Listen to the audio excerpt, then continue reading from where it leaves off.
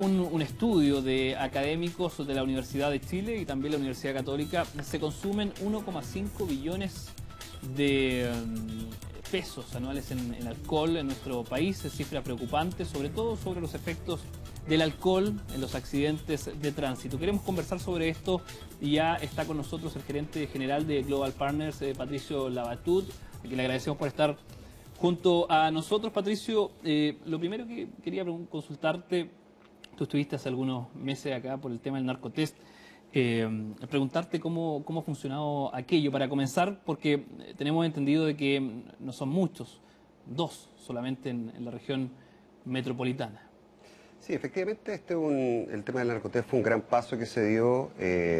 Efectivamente también hay que valorar que es una medida que se esperaba hace más de 10 años, e incluso más tiempo yo te diría, y que no se había implementado, por lo tanto eso es un tremendo avance. Ahora, son 17 narcotest en todo Chile. Eso implica, ¿no es cierto?, que hay una muy poca cobertura. Como tú bien dijiste, son solamente 2 en la región metropolitana.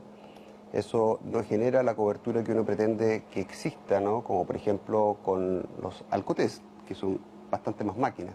Uno debiese desear que ojalá el día de mañana, ¿no es cierto?, así como Carabineros, ¿no es cierto?, tiene una serie de instrumentos que anda trayendo el alcotest, y el alcotest sea uno de esos instrumentos que él pueda estar portando. Ahora, la importancia de una política pública que sea general, no solamente en el tema de las drogas, del alcohol. Me imagino que también acarrea un déficit económico importante, ¿no?, para el propio país. Sí, el estudio que salió, al cual tú hacías mención, es bastante decidora. Estamos hablando de 1,5 millones de pesos, perdón, 1,5 billones, o sea, 1.500 millones de pesos que se pierden al año, ¿no es cierto?, por problemáticas relacionadas con el consumo de alcohol.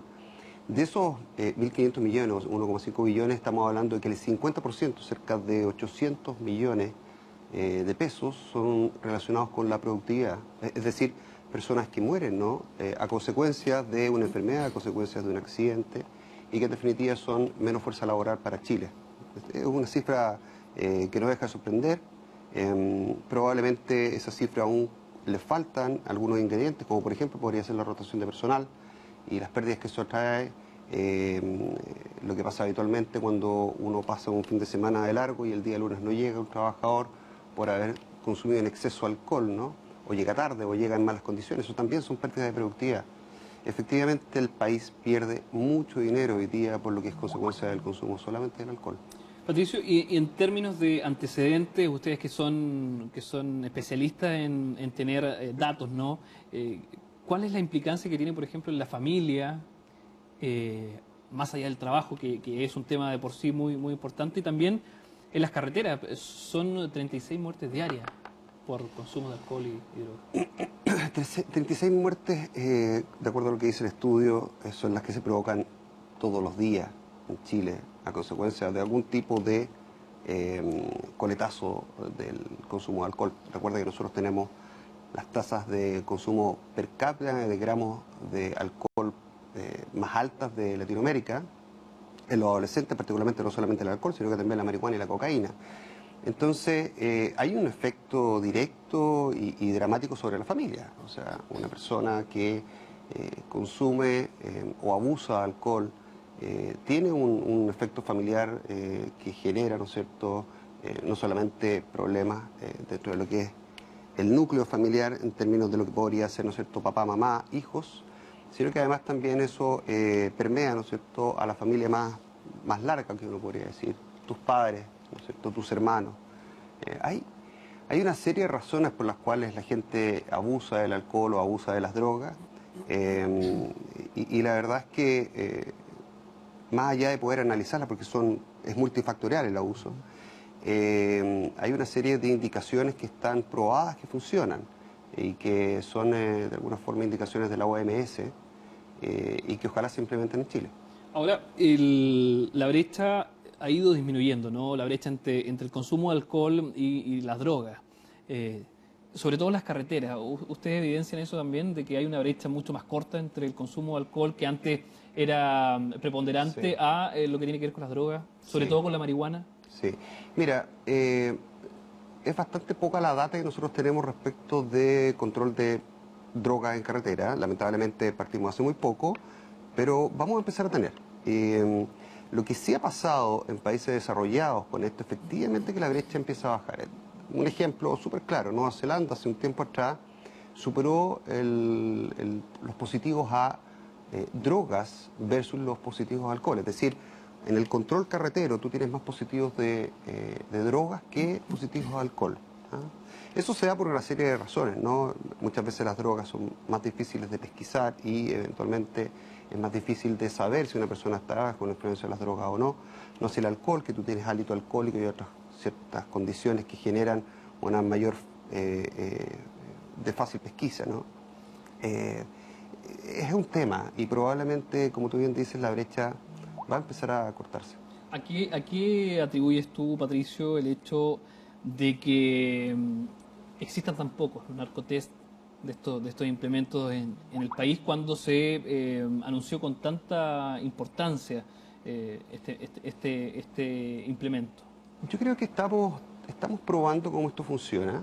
El gobierno está haciendo su tarea respecto de lo que significa partir con algo que está prometido hace tanto tiempo, algo que está en la ley, además. Por eso te lo pregunto, o sea, venían prometiéndolo hace mucho tiempo y cuando tú te escuchas datos como este, de que son solamente 2 narcotest en toda la región metropolitana, uno dice, bueno, 2 narcotest.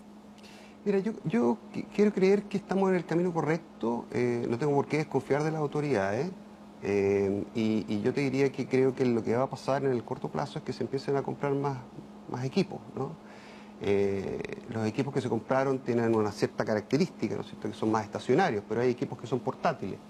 Entonces, yo quiero creer que esto es una primera parte, ¿no?, de lo que significa una política que se va a empezar a masificar. Es decir, que vamos a tener muchos más narcotest, como si efectivamente lo tenemos con los alcotest.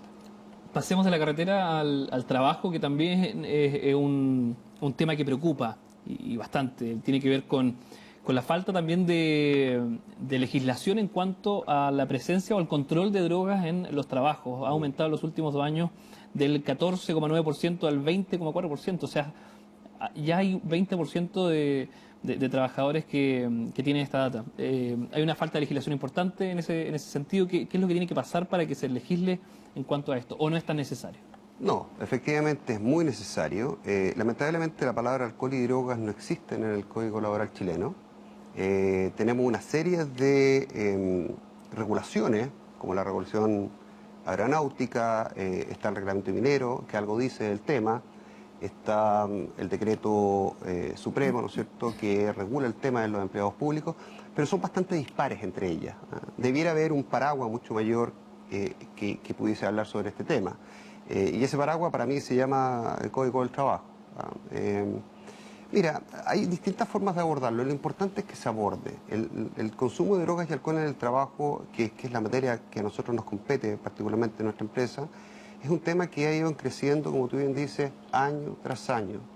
El consumo de marihuana, particularmente, que representa el 50% de los positivos, es un tremendo problema. ¿Sabes por qué te lo pregunto, Patricio? Sobre todo porque uno, claro, dice trabajo en oficina, claro, pero hay trabajos que, por ejemplo, y lo ejemplifico con esto, este accidente en Mendoza con muerte de niños, se da justamente porque el conductor iba bajo los efectos del alcohol y la cocaína. Entonces, por eso es la gravedad de no existir una legislación al respecto. Sí, es bien dramático porque habitualmente tú encuentras legislaciones súper bien armadas, por decirlo de alguna forma, en países desarrollados. En Estados Unidos existe efectivamente una legislación que obliga a las empresas de transporte a realizar no solamente testeo, sino que a tener un programa que se llama el programa Drug Free Workplace o Empresas Libres de Alcohol y Droga, por lo que significa el riesgo operativo de tener personas que conduzcan bajo la influencia del alcohol o las drogas. Y no solamente eso, la construcción. Y podríamos nombrarte una serie de actividades relacionadas, ¿no es cierto?, que tienen un riesgo operativo altísimo.